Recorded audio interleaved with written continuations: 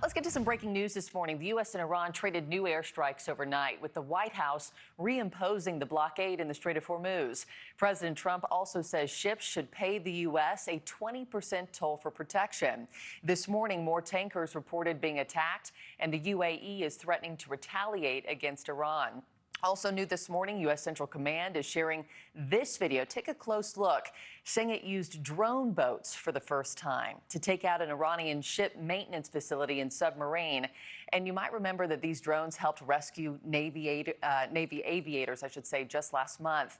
NewsNation Washington correspondent Cory Smith is live outside the White House for us. And Cory, this new round of fighting is sending oil prices back through the roof this morning, about $87 a barrel. The relief from that MOU, it didn't really last long. Yeah, Markie, the relief didn't last long. The MOU itself didn't really last long. 18 days from the time the president signed it in Versailles to the time that he notified Congress that strikes would be resuming. You'll recall last week during the NATO summit, the president declared the ceasefire over. We're also learning last week he sent a 2-page letter to Congress notifying lawmakers that U.S. strikes had resumed, which, of course, set the stage for this gradual escalation that we've seen unfold. We're taking out all of their capability for anything having to do with the Strait, with the Hormuz Strait. And I think in the end, we will end up just controlling the whole thing. And what they're doing is being very foolish, very stupid, and they've treated people horribly.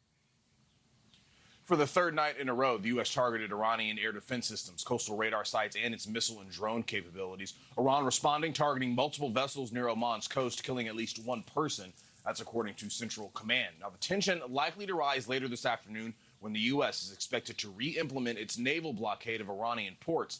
But the president took things a step further, saying the U.S. would become guardians of the Strait and should be paid for it. Yeah, I want to be reimbursed because we're protecting a very rich portion of the world. We're spending money. And so what we've done is we are going to be reimbursed for protection. We're protecting by the countries that we're helping. So after floating that idea, Iran's foreign minister seemingly trolling President Trump, saying on X, POTUS is absolutely right. Whoever provides security and safe passage of commercial vessels through the Strait of Hormuz should be compensated for this service. Iran has always been the guardian of the Strait and will remain so forever. 20% is, of course, too much. We will be fair. Also yesterday, the president was asked whether the current status of the conflict is the new normal. He once again brought up the length of the Vietnam War, saying he's done a lot in 4 months and downplayed the conflict, calling it a, quote, military skirmish. Now, by officially notifying Congress, the president now has 60 days to utilize forces in the region before he has to go get congressional approval. Senate Democrats already sounding off, saying the president has no strategy.